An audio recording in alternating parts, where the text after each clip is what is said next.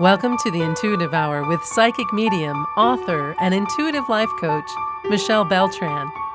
The Intuitive Hour will empower you to learn how to magnify your intuitive voice. Listen in and expand your understanding of what it means to be psychic and how to awaken, amplify, and trust your inner voice. How to learn from your dreams and why you should.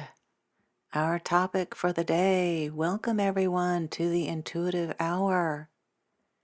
I love this topic on dreams. It's always so fun. And today we're also going to talk a little bit about futuristic dreams. How to tell you're having a dream about the future. All right, so let's begin. So, studies show that most humans, including animals, dream when they sleep.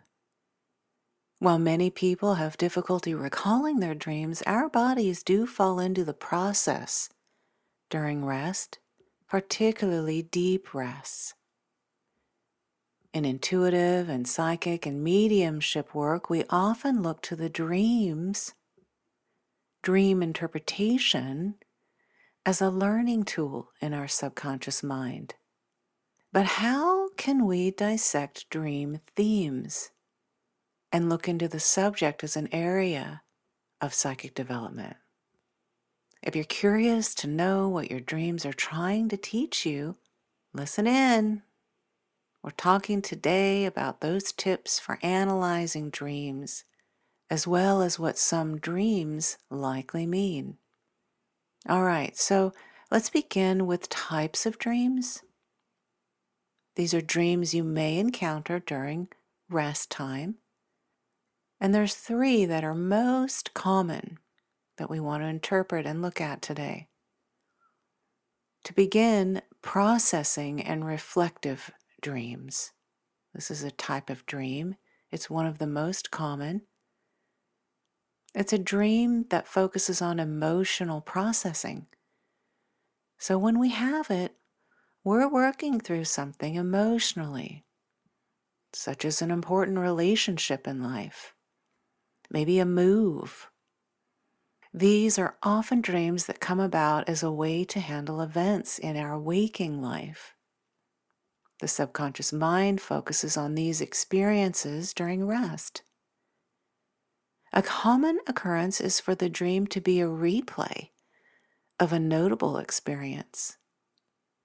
While these can sometimes be a little bit unpleasant, maybe something embarrassing, they're also often replays of enjoyable moments. You may have also felt your dreams shift as a result of waking emotions such as stress. Stress dreams are often frantic and foreboding and have a strange, shifting disorientation to them. These dreams, though, are often thought to be our mind's way of handling stress in our waking life, and they help us process. They are like psychology. They are like therapy, a psychology session in our dream. So it's good for us and it's healthy, and we are processing emotions in a positive way when this happens. All right, the next type of dream. We call these deep dreams. Deep dreams are often more vivid, bright in color, very clear and crisp, and they feature great detail. You will notice things in detail in these dreams like you don't in other dreams.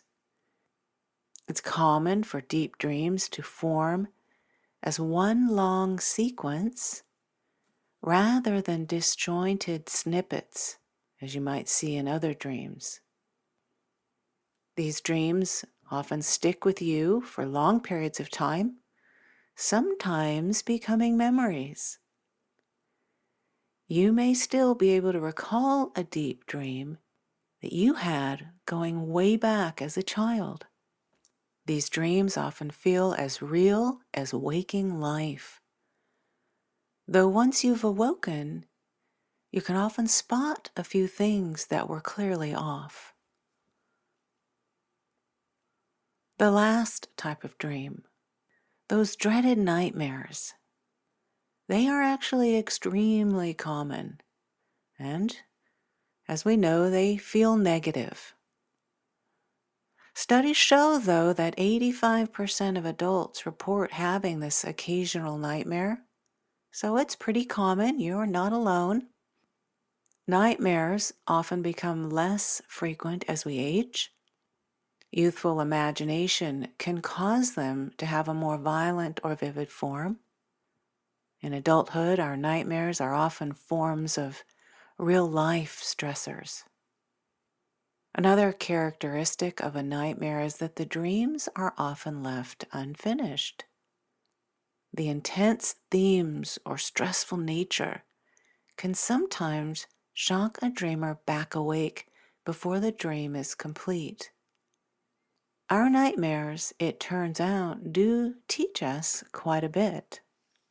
Your bad dreams could actually help reduce anxiety around real-life situations because they act as emotional dress rehearsals of sorts. It's the mind's way, these bad dreams, of anxiously anticipating bad things and trying to think of what to do. So in some aspects, these dreams are helping you cope and respond and be ready.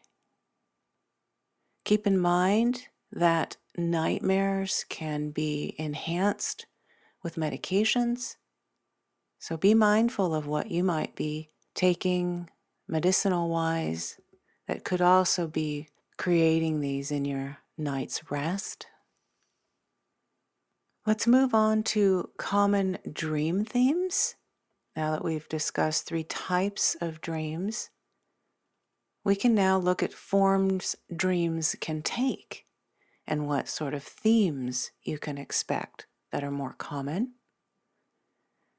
Animalistic symbols are common theme dreams.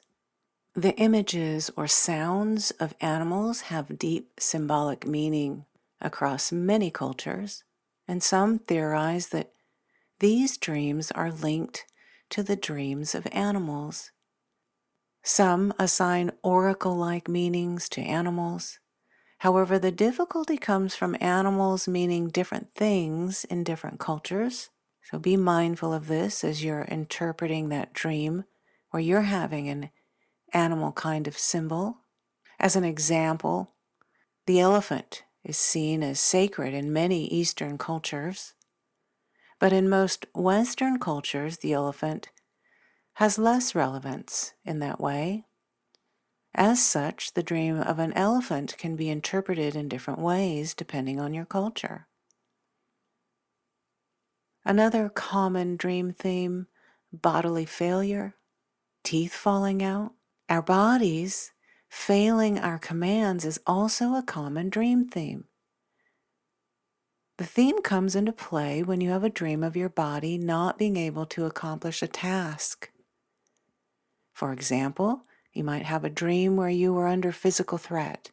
Your attempts to fight back are strange, and maybe you're suddenly unable to muster the physical ability to do so despite wanting to. You move slowly or lethargically. In many interpretations, this is a result of a subconscious mind feeling helpless or powerless. Many other dreams of bodies rotting or rapidly failing, as I mentioned, teeth falling out or skin breaking away, are common symbols of these dreams. A common interpretation here is that these dreams highlight the dreamer's feelings of failing to grow or just failing in general. A third common theme dream, safety. On a bit of the brighter side here, moving on from the last theme, there are many dreams related to safety. You may dream of being in a childhood home or your current home. Most times this may come as a result of feeling safe in this area. Your mind may be trying to retreat to a place where it feels safe and unthreatened. There are other locations that you may relate to safety on a personal level. A favorite park, a close companion's home, or even a hospital could all have similar meanings. So, learning from our dreams, how can we begin to learn to interpret and use our dreams in our life? Well, here are a few things to consider, some successful methods of interpreting your subconscious mind. Start with reflection. That's the first step, and it's a willingness to just reflect on even the most uncomfortable dreams. We've talked a little bit about the nightmare and the body failing dream. Don't be afraid to look deeper into those uncomfortable dreams. There's often meaning waiting for you in the smallest, seemingly insignificant dream. Take the time after you wake to think about the dreams you've just left behind. And then, as the second step, do some journaling. A great way to encourage reflection is to use a dream journal. Now, you don't have to write paragraphs of information. We're not trying to recapture the whole dream. Just the essentials, the details, the standouts, the words you heard, the smells you might have smelled, the song, the symbols, the images, the animals that stood out, particularly in that last dream as you wake. Your journal gives you an avenue to write down what happened and capture it while it's still fresh in your mind. They also give you the ability to later revisit your dream. Otherwise, you may find much of the dream fading from memory, and rather quickly. As you capture it and go back to it, you come back to it often with clarity after time has passed, a new sense of knowing or understanding. And last, discussing. Discussing your dreams with other people if you're unsure, looking for answers. This helps you find meaning that might be hiding, and it's an ideal way to mix socialization with your intuitive psychic development in your dream space. All right, let's talk a little bit now as we begin to wind down the day. I would like to talk about the future dream and how to know you're having it. Just a few quick tips to identify that dream that's trying to guide you and what to look for. First and foremost, visual symbols. Those dreams of the future will often present a visual symbol letting you know time is of the essence. For example, preceding this dream, maybe you see the sun rising. Maybe you see a clock or a calendar.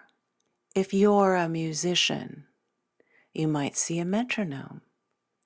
These are all symbols letting you know time is of the essence. Holidays could also be an expression of timing for you. But something to let you know that this dream is mattering, time is of relevance. It may be to come in your waking life ahead. Next, sounds and voices. To identify this future dream, pay particular attention, as I mentioned before, to that last dream before you wake. But if it's a dream of the future, you might wake hearing a song or a few words, and it's not attached to an image or a symbol. If this happens, pay attention. There's a reason you're waking with this echoing in your mind. This is your subconscious requesting you listen to the dream, and it's a clue of connection to your daily life and what's ahead. Be sure to listen and receive the words exactly as you hear them. Don't make assumptions, and take the message word for word. All right, emotional cues. If you feel a strong emotional urgency to pay attention to the dream, then this dream may also be a suggestion that time is of the essence and the dream will come again ahead in life. An example may be a dream of a birthday cake and someone's birthday. This is a feeling of especially intense emotion that you would have around this. So you can identify this emotion-filled dream as it often comes amidst many placid dreams. So you would have just normal, placid dreams, one after the other, and then out of the blue comes this very emotionally engaged, intense dream. So the emotional intensity of the dream is easily noticed, and it might even repeat. All right, everyone.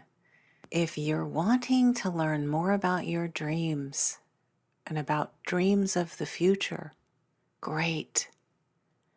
You must first begin to be more aware of your dreams. Information in dreams comes to you when it can't reach the waking mind. So work to develop the facility for recalling dreams. As I've shared with you today, a dream journal can be incredibly powerful in helping you recall those higher vibrational messages delivered to you in your sleep. Also, be sure to check out Hemisync Music, and that's spelled Hemisync, Hemisync Music specifically for dreams, and listen to that as you fall into your dream space. Last, as we begin to wind down here today, this is an important topic. I've talked about it many times here at the Intuitive Hour. I've also written about this at my blog at michellebeltran.com. Both are wonderful resources for you as you begin to open to this dream space and the power of your subconscious mind and receiving information for yourself here. All right, have a wonderful rest of your week, everyone. I'll see you next time. If you enjoyed this episode of the Intuitive Hour, please consider following, rating, and reviewing the podcast at Apple Podcasts or wherever you listen. You're welcome to access Michelle's free controlled remote viewing exercise that will empower you to uncover answers to your burning questions about lost objects, events, or people in the past, present, or future. Visit michellebeltran.com to access this free offering and rediscover what was once lost.